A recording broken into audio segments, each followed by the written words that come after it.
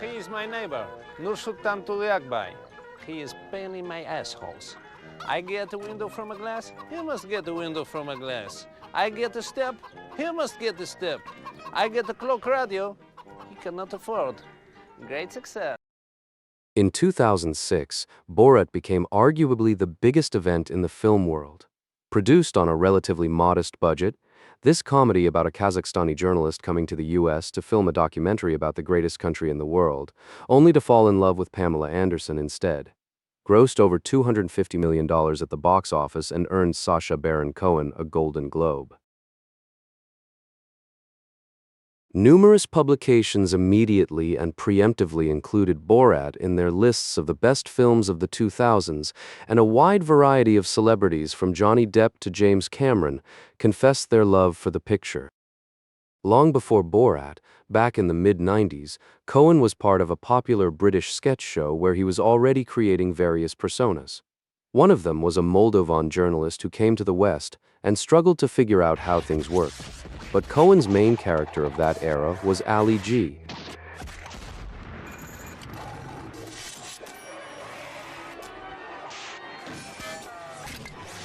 A massively stereotypical rapper who invited unsuspecting experts, scientists, and politicians into the studio and asked them absolutely absurd questions. So how long has there been businesses?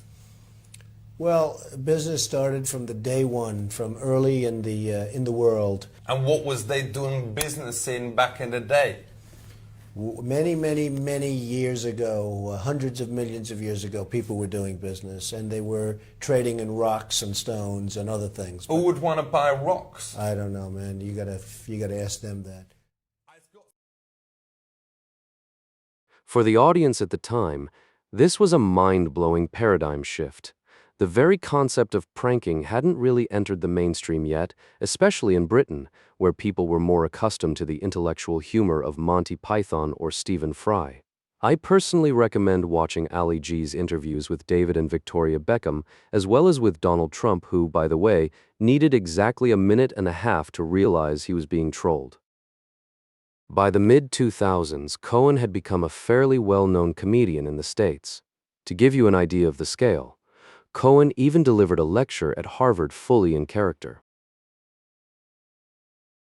Riding this wave of popularity, Cohen shot a feature film, Ali G in the House, which for some reason was entirely scripted. The whole point of the character, interacting with real people, was lost. Cohen realized he didn't need to shoot an expensive studio movie. It was better to just take a segment from his TV show, keep all its signature gimmicks, and turn that into a film.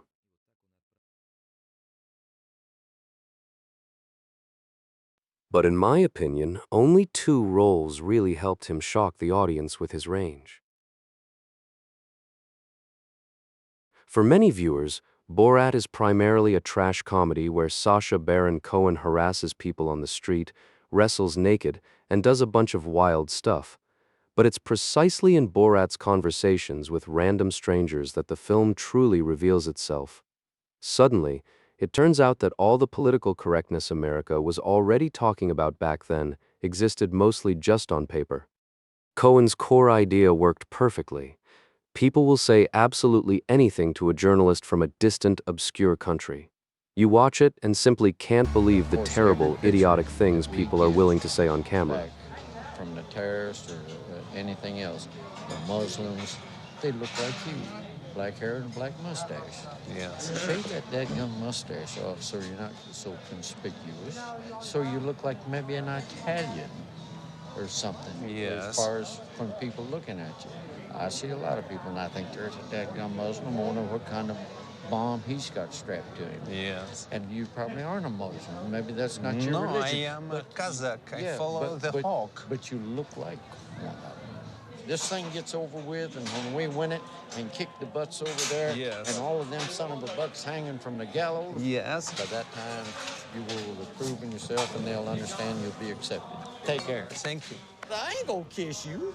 No, why not? The people that do the kissing over here are the ones that float around like that. Are they all alone? Yeah, stay away from them that kiss. Okay. You don't want anybody kissing. In my country, they take them and they take them to jail and finish Take them out and hang them. Yes. That's what we're trying to get done here. High five. Thank you. Here, we have to give credit to Sacha Baron Cohen's sheer mastery. He can seriously be called one of the greatest actors of our time. The way he immerses himself in his characters and never breaks out of character under any circumstances deserves massive respect. He combines great acting talent with the bravery of a stuntman. Cohen had to improvise every single time, interacting with totally random people while being ready for any reaction. Even when promoting the film, he appeared on talk shows exclusively in character. But to get that kind of raw honesty from people and film these insane scenes, Cohen and his crew had to constantly walk on a razor's edge. You can't even imagine the conditions under which this movie was made. Policja. What? Okay. Can I ask who you are? Secret Service. Ah, like a KGB. I'm sorry? Is there a problem? No, there's no problem. We're just trying to figure out why you guys are going down 15th Street with some high-tech equipment when you're right by the White House. Okay. And you're in an ice cream truck. Just trying to figure out what's going on. Okay. I make a film about America, so I go to New York and Washington's, and then I drive toward California. Oh, so you're driving all across America, filming America? Yes, and eventually arrive in Malibu. There's a woman there that I love, that I hope to meet and marry there.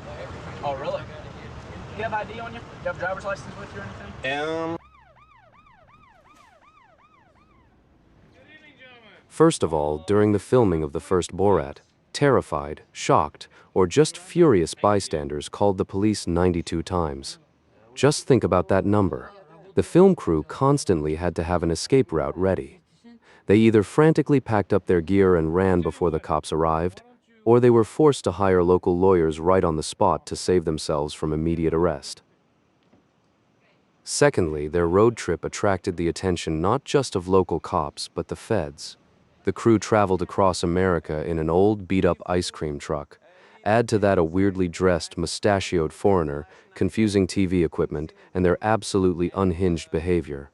As a result, the FBI seriously opened a file on them. Agents suspected the group of planning a terrorist attack. The filmmakers were actually being tailed, and it's a genuine miracle they didn't end up behind bars on federal charges. And here, a logical question arises. How did they manage to release the film without going bankrupt from lawsuits filed by all these fooled people? The answer lies in a ruthless legal trap. To protect themselves, producers handed unsuspecting participants massive, confusing contracts tens of pages long. People were given the bare minimum of time to read them, assured that it was just a formality to participate in a harmless foreign documentary. And buried deep in the fine print was a complete waiver of any claims against the creators, regardless of how the participant was portrayed on screen. That single piece of paper saved the studio from inevitable bankruptcy. Naturally, right after the film's release, it was accused of every mortal sin: homophobia, racism, and anti-Semitism, which is especially ironic considering Cohen himself is Jewish. And while those tricky contracts saved them from a lot, Cohen still had to fend off dozens of lawsuits from both random bystanders and human rights organizations. But the biggest beef happened with an entire country. The Ministry of Foreign Affairs of Kazakhstan genuinely threatened to sue Cohen for the way he portrayed their nation. The film was banned from distribution there. However, in 2012, Kazakhstan's foreign minister stated that Borat had actually massively increased international interest in the country, and the number of visas issued multiplied by 10. In 2020, Kazakhstan even adopted a catchphrase from the movie as its official tourism slogan. Obviously, Borat is not a mockery of Kazakhs, but simply a convenient persona of a weirdo from a faraway land, used to troll Americans who, out of their own ignorance, take everything at face value. If you look at the film a bit more objectively, you'll notice that many Americans in the movie don't just spout nonsense. They also turn out to be kind people who genuinely try to help a strange foreigner. Borat became a truly landmark film. It raised a multitude of political and social issues, inspired a whole generation of copycats, and simply made people laugh.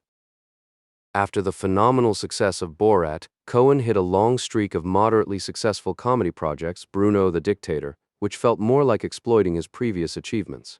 He tried his hand at more serious roles, but his dream movie, a Freddie Mercury biopic, never happened due to creative differences with the surviving members of Queen. It seemed his peak popularity was left behind in 2006. But in 2018, Sacha Baron Cohen made a massive comeback with the show Who is America? He invented several new characters and went back to doing what he does best, trolling the public. The show broke viewership records. Perhaps the best episode featured U.S. Congressman Jason Spencer. Believing that Cohen was a former Mossad agent giving him a self-defense lesson, the real sitting congressman did absolutely insane things on camera. Immediately after the episode aired, Spencer was forced to resign, and that is a great example of how comedy can actually change the world for the better, even if just a little bit.